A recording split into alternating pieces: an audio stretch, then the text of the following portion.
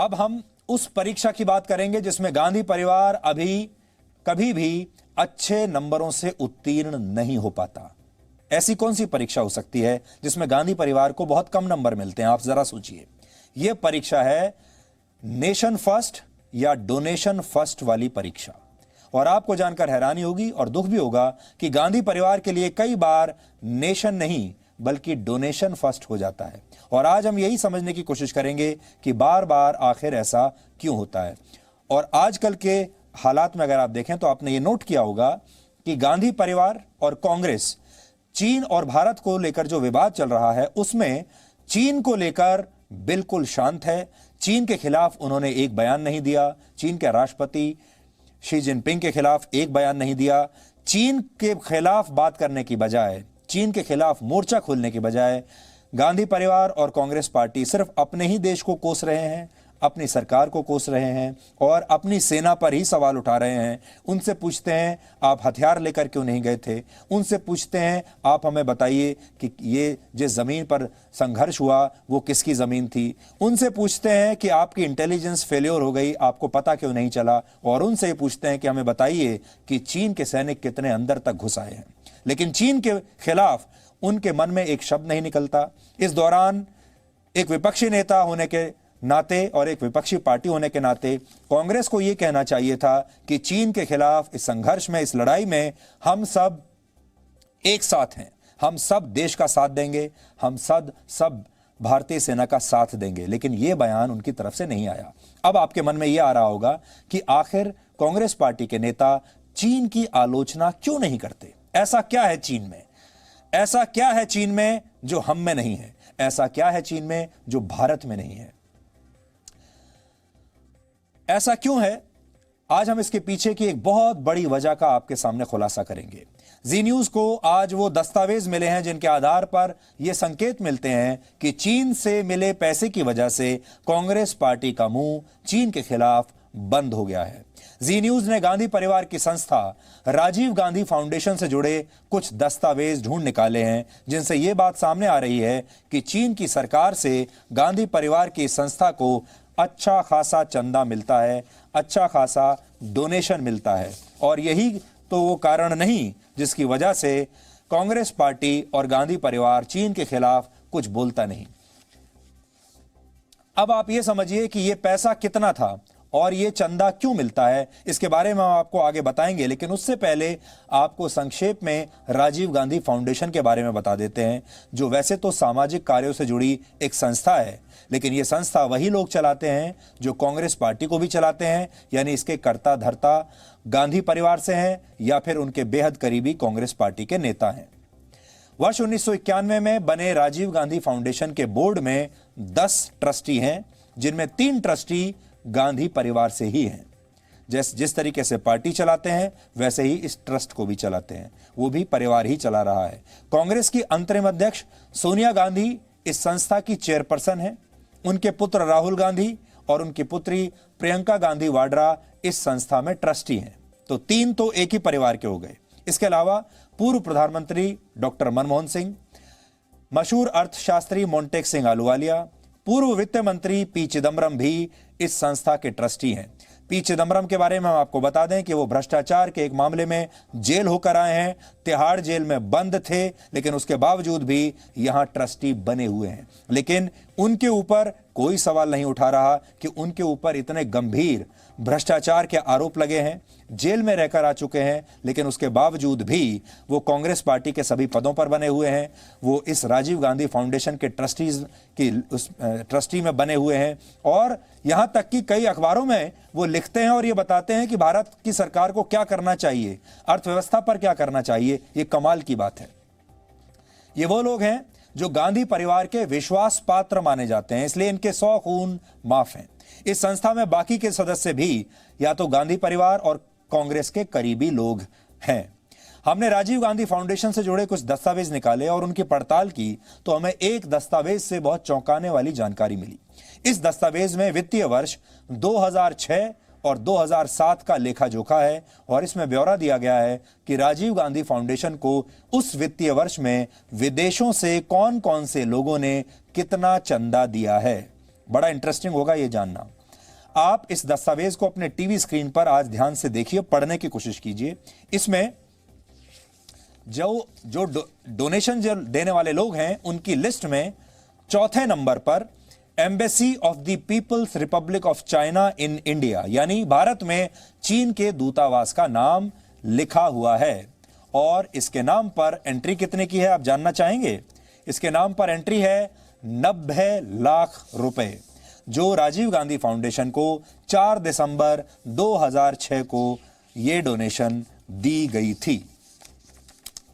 2006 में सरकार किसकी थी आप याद करके देखिए। 2006 में भारत में सरकार थी यूपीए की, कांग्रेस की। प्रधानमंत्री कौन थे? डॉक्टर मनमोहन सिंह। कौन से डॉक्टर मनमोहन सिंह? जो इसी राजीव गांधी फाउंडेशन के ट्रस्टीज में से एक हैं। अब आप सोचिए कि कैसे सरकार चलती होगी। अब सवाल यह है कि भारत में चीन का दूतावास आखिर उस राजीव गांधी फाउंडेशन को इतनी बड़ी रकम क्यों दे रहा था, जो संस्था सीधे सीधे गांधी परिवार की संस्था है। इसके बाद हमने राजीव गांधी फाउंडेशन से जुड़े कुछ और दस्तावेज निकाले। हमें इस संस्था की वर्ष 2005 और 2006 की सालाना रिपोर्ट मिली। इसमें जब हमने पार्टनर ऑर्गेनाइजेशंस एंड डोनर्स की लिस्ट देखी तो वहां पर हमें embassy of the people's republic of China के साथ साथ government of people's republic of China का नाम भी साफ साफ दिखाई दिया। आप इसे भी अपनी टीवी स्क्रीन पर इस समय देख सकते हैं और पढ़ भी सकते हैं। यानी चीन के दूतावास और चीन की सरकार को गांधी परिवार की संस्था राजीव गांधी फाउंडेशन को अपना पार्टनर मानती रही है और दोनों जगह से उसे डोनेशंस मिलते रहे हैं। हमने आपको राजीव गांधी फाउंडेशन का वर्ष 2006 और 2007 का दस्तावेज दिखाया, जिसमें चीन के दूतावास से 90 लाख रुपए मिलने का जिक्र किया गया है। अब आपको इससे एक वर्ष पहले यानी वर्ष 2006 की एक खबर और एक तस्वीर दिखा रहे हैं। यह खबर और यह तस्वीर हमें भारत में चीन के दूतावास की वेबसाइट से मिली है। इसमें राजीव गांधी फाउंडेशन को चीन से 10 लाख रुपए मिलने का जिक्र है। इसमें राजीव गांधी फाउंडेशन के तत्कालीन महासचिव और भारत में चीन के तत्कालीन राजदूत के बीच मुलाकात की तस्वीर भी है। इसमें कहा गया है कि सामाजिक कार्यों के लिए चीन द्वारा राजीव गांधी फाउंडेशन को 10 लाख रुपए की वित्तीय मदद दी गई है। लेकिन ऐसा क्या था कि राजीव गांधी फाउंडेशन को चीन कभी 10 लाख रुपए तो कभी 90 लाख रुपए चंदे के तौर पर दे रहा था? आपको यह भी ध्यान रखना चाहिए कि 2006 और 2007 का ये वो वक्त था जब देश में कांग्रेस की सरकार थी और डॉक्टर मनमोहन सिंह प्रधानमंत्री थे। फिर से आपको बता दूं, डॉक्टर मनमोहन सिंह राजीव गांधी फाउंडेशन में भी ट्रस्टी हैं, लेकिन रिमोट कंट्रोल सोनिया गांधी के पास था और सोनिया गांधी को एक तरह से सुपर प्राइम मिनिस्टर उस समय माना जाता था। अगर उसी गांधी परिवार की संस्था राजीव गांधी फाउंडेशन की चीन से फंडिंग हो रही थी तो इसके पीछे जरूर चीन का कोई लालच रहा होगा और इसी से यह संदेह पैदा होता है कि क्या इस चंदे के एवज में चीन और कांग्रेस के बीच वाकई कोई लेन देन हो रहा था, वाकई कोई रिश्ता दोनों के बीच में था। और इसे समझने के लिए हम आपको राजीव गांधी फाउंडेशन की 2009 से 2011 की एक रिपोर्ट का एक हिस्सा दिखाते हैं। इस रिपोर्ट में यह जिक्र किया गया है कि कैसे 2009 और 2010 में राजीव गांधी फाउंडेशन के तहत भारत और चीन के बीच फ्री ट्रेड एग्रीमेंट यानी एफटीए की संभावनाओं पर 2 अध्ययन किए गए, यानी 2 स्टडीज की गई। इस अध्ययन के जरिए समझा गया कि भारत और चीन के बीच मुक्त व्यापार समझौता कैसे हो सकता है, फ्री ट्रेड एग्रीमेंट कैसे हो सकता है, इसमें क्या समस्याएं हैं, ऐसे समझौते से क्या फायदा और क्या नुकसान है। लेकिन इस स्टडी का निष्कर्ष जब आप सुनेंगे तो आप हैरान रह जाएंगे और आपको पूरा कनेक्शन, पूरा रिश्ता दोनों के बीच में समझ में आ जाएगा। राजीव गांधी फाउंडेशन के इस अध्ययन में भारत और चीन के बीच मुक्त व्यापार समझौते पर जोर दिया गया। इसमें यह कहा गया कि मुक्त व्यापार समझौते से चीन को फायदा जरूर होगा, लेकिन ऐसे समझौतों में किसी का फायदा और किसी का नुकसान तो होता ही है। भारत और चीन अपने अपने फायदे और नुकसान का संतुलन बना सकते हैं।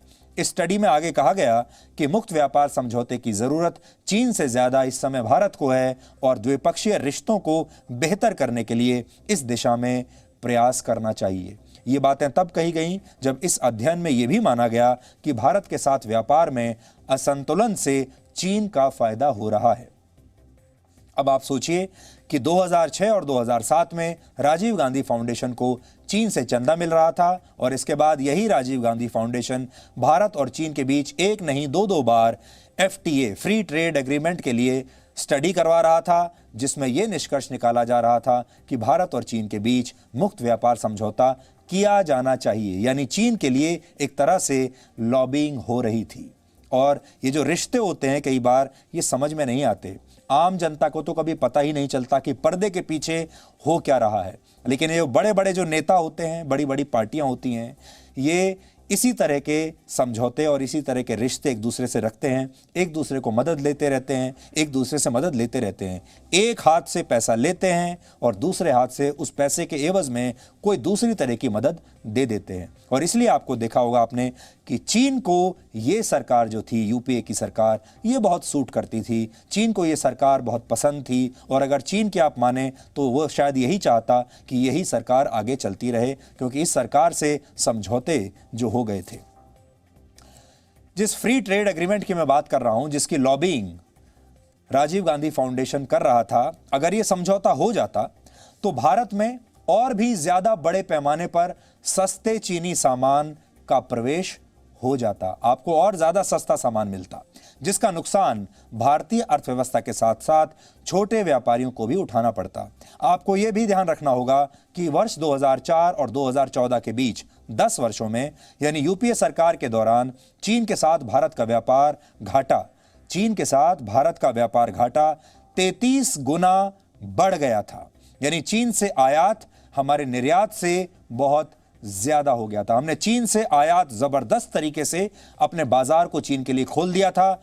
हम तो चीन से बहुत सामान खरीद रहे थे, लेकिन चीन हमसे ज्यादा सामान नहीं खरीद रहा था। इसको ऐसे मानिए, यानी चीन ने हमारे बाजार का पूरा फायदा उठा लिया, हमारे बाजार में अपना सामान भर दिया, लेकिन चीन के बाजारों में हमारा सामान नहीं पहुंचा। इसलिए जो हमारे देश के व्यापारी हैं, वो दोनों तरीके से उनका नुकसान हुआ। एक तो वो निर्यात नहीं कर पा रहे चीन के बाजार में, और दूसरा नुकसान ये कि चीन के बाजार से जो सस्ती चीजें हमारे यहां आ रही हैं, वो हमारे ही देश के व्यापारियों को, हमारे ही देश के लोगों को नुकसान कर रही हैं। अब ऐसी बातों को सुनकर कौन नहीं मानेगा कि चीन के कहने पर ही राजीव गांधी फाउंडेशन इस तरह की स्टडी करवा रहा था। आपको यह भी ध्यान रखना चाहिए कि तब कांग्रेस की सरकार होने की वजह से राजीव गांधी फाउंडेशन देश की सबसे शक्तिशाली संस्थाओं में से एक थी, और इसकी बातों का सीधा मतलब यह था कि इसकी कही एक एक बात सीधे गांधी परिवार द्वारा कही गई बात मानी जाती थी। यानी आप राजीव गांधी फाउंडेशन को ना नहीं कह सकते थे। आपको उसे डोनेशन भी देना है, आपको उसे ज़मीन भी देनी है, आपको सारी सुविधाएं देनी है। इसलिए उस ज़माने में जो राज्य सरकारें भी हुआ करती थी, जहां जहां कांग्रेस की सरकारें थीं, जिन राज्यों में, वो अपने अपने हिसाब से राजीव गांधी फाउंडेशन को जो भी मदद देना चाहती थी वो दिया करती थी, और वो हर तरह की मदद होती थी, चाहे पैसे की मदद हो, चाहे उन्हें ज़मीन देने की मदद हो। यहां आपको यह भी ध्यान रखना चाहिए कि पिछले कई दिनों से कांग्रेस और चीन की कम्युनिस्ट पार्टी से जुड़े एक समझौते की बड़ी चर्चा हो रही है। आपने इसकी तस्वीरें भी अब तक देख ली होंगी। ऐसी खबरें हैं कि 2008 में कांग्रेस और चीन की कम्युनिस्ट पार्टी के बीच एक समझौता हुआ था, जिसमें कहा गया था कि दोनों पार्टियां अहम मुद्दों पर एक दूसरे से चर्चा करेंगी।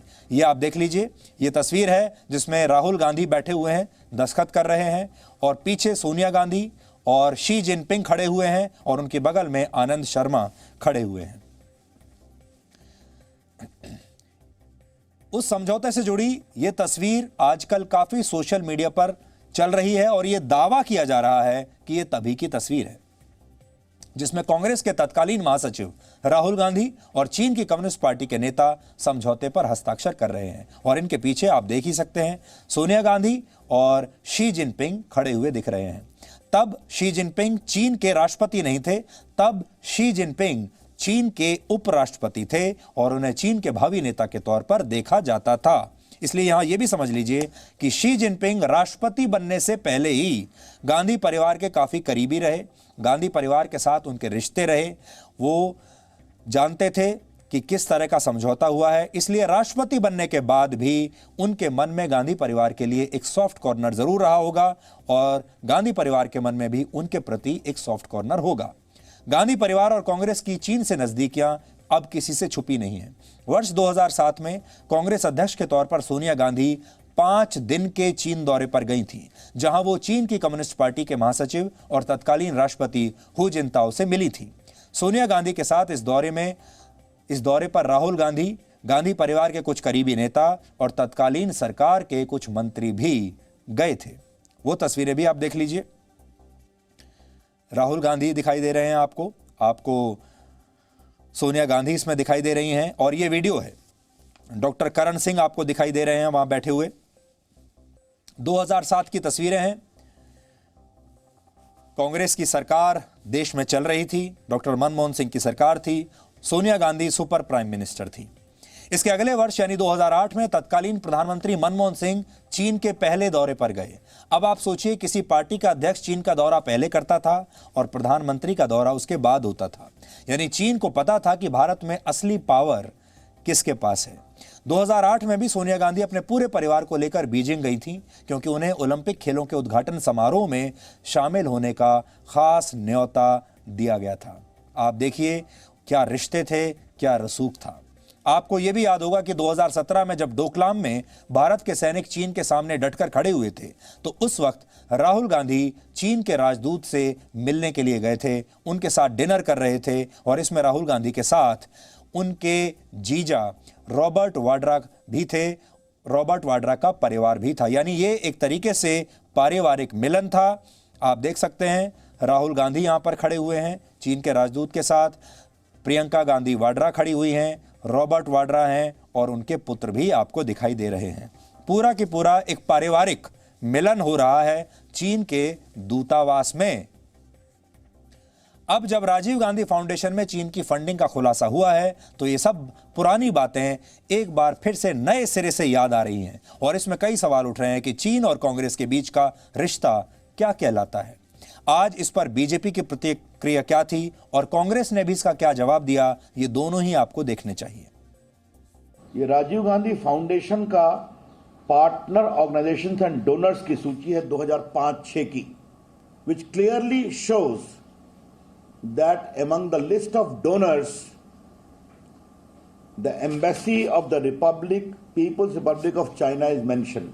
कांग्रेस पार्टी जवाब दे कि चीन के साथ इतना प्रेम क्यों बढ़ गया था कि पार्टी के साथ एमओयू हो रहा है, राजीव गांधी फाउंडेशन को चाइनीज एम्बेसी पैसे दे रही है, और आपके द्वारा इंडो चाइना की एक स्पेशल स्टडी की जा रही है, और उसमें कहा जा रहा है कि चाइना के साथ फ्री ट्रेड एग्रीमेंट कॉम्प्रिहेंसिव होना चाहिए, और ये दोनों पक्षों के लिए उचित होगा, हित में होगा। यह है बड़ी कहानी। इस तरह से चाइनीज एम्बेसी से पैसा लेना, कानूनों का उल्लंघन करके, इसकी हम भर्त्सना करते हैं। देश इसका जवाब चाहता है, और हमारे पास और भी बहुत मटेरियल है। हम बताएंगे कि राजीव गांधी संगठन और कांग्रेस पार्टी के क्या क्या संबंध रहे हैं। आज इस मौके पर चीन दुस्साहस कर दोबारा भारत की सीमा पर कब्जा कर रहा है, और सरकार आंखें मूंदे केवल और केवल विपक्ष पर हमले में व्यस्त है। चीनी हमले का जवाब नहीं देने के लिए समय या साहस या सक्षमता, हमारी सेना के मनोबल को तोड़ने का प्रयास किया जा रहा है, और हर मामले को भटकाने का प्रयास किया जा रहा है। भटकाइए मत, असत्य मत बोलिए, झूठ मत बोलिए, भटकिए मत। आप वाद विवाद में देश की सुरक्षा को मत उलझाइए। देश की सुरक्षा वाद और विवाद का, आरोप प्रत्यारोप का विषय हो ही नहीं सकता। अगर ऐसा कोई कर रहा है तो वो राष्ट्र धर्म के खिलाफ खड़ा है। आज मैं कुछ और दस्तावेज इनके लेकर आया हूं अपने हाथ में, और जब ये लिस्ट बहुत लंबी है, लेकिन इसमें से कुछ चीजें भी जब आपको पढ़कर सुनाऊंगा तो आप बड़े हैरान होंगे। ये जो मेरे हाथ में है, ये है Rajiv Gandhi foundation partner organisations and donors, उसकी लिस्ट है। कौन कौन लोग पार्टनर ऑर्गेनाइजेशंस हैं और कौन कौन डोनर्स हैं। डोनर्स मतलब कौन कौन लोग इनको डोनेशन दे रहे हैं, और जब आप डोनेशन में देखेंगे तो आपको बड़े बड़े राजनीतिक घराने मिलेंगे, आपको भारत सरकार के कई मंत्रालय के नाम इसमें मिलेंगे और आप हैरान रह जाएंगे कि ये सारा पैसा क्यों दिया जा रहा था। डोनर्स की लिस्ट में आपको बता दूं, डोनर्स में देखिए कौन कौन है जो राजीव गांधी फाउंडेशन को डोनेशन दे रहे थे। देखिए, ABN AMRO bank, Aditya Vikram Birla memorial trust, Ambuja cement foundation, APJ private limited, Ballarpur industries limited, Bharat forge limited, DCM Shriram, DLF universal limited. DLF के बारे में आपने सुना होगा, रॉबर्ट वाड्रा के रिश्ते डीएलएफ से बहुत पुराने और सारा देश जानता है कि रॉबर्ट वाड्रा और डीएलएफ के बीच में रिश्ते थे। डीएलएफ डोनर्स की लिस्ट में है। गेल जो भारत सरकार का है, जीवीके इंडस्ट्रीज, जीवीके का नाम आपने सुना होगा, एयरपोर्ट उनको दिया गया था। Indian hotel company, JK tyre, Johnson and Johnson, Max Health Care, Oil India Limited, Oil and Natural Gas Corporation, ONGC. ONGC का क्या मतलब है कि वो राजीव गांधी फाउंडेशन को डोनेशन दे, सोचिए, सरकारी संस्था है। Oriental Bank of Commerce, Radisson hotel Delhi, Ranbaxy laboratories limited, steel authority of India SAIL, वो डोनेशन दे रही है राजीव गांधी फाउंडेशन को। Sona Koyo steerings systems limited, SRF limited, state bank of India, Tata steel, Usha Martin limited और ऐसे बहुत सारे और भी इसमें नाम हैं। मैं धीरे धीरे देख रहा हूं। पीपल्स हेल्थ ऑर्गेनाइजेशन महाराष्ट्र, फिकी और कई नाम इसमें मुझे, department of rural development Uttaranchal, इस तरह के नाम इसमें मुझे दिखाई दे रहे हैं। और embassy of the people's republic of China का नाम साफ साफ इसमें मुझे नजर आ रहा है और इसी तरीके से government of people's republic of China का नाम भी इसमें साफ मुझे नजर आ रहा है। अब आप अंदाजा लगा लीजिए, ये लिस्ट मेरे पास आई है, इस लिस्ट को, इसमें सैकड़ों कंपनियों के नाम हैं इस लिस्ट में और जब आप इनको पढ़ेंगे तो आपको समझ में आ जाएगा कि ये कंपनियां उस समय जब यूपीए की सरकार देश में चल रही है, मनमोहन सिंह प्रधानमंत्री हैं, गांधी परिवार उस सरकार को चला रहे हैं, तो अचानक से ये सारी कंपनियां और सारे सरकारी संस्थान राजीव गांधी फाउंडेशन को डोनेशन क्यों देने लगे, ये बात समझ में नहीं आ रही है। Department of Kashmiri, university of Kashmir, सोचिए उनके साथ ये पार्टनरशिप कर रहे हैं।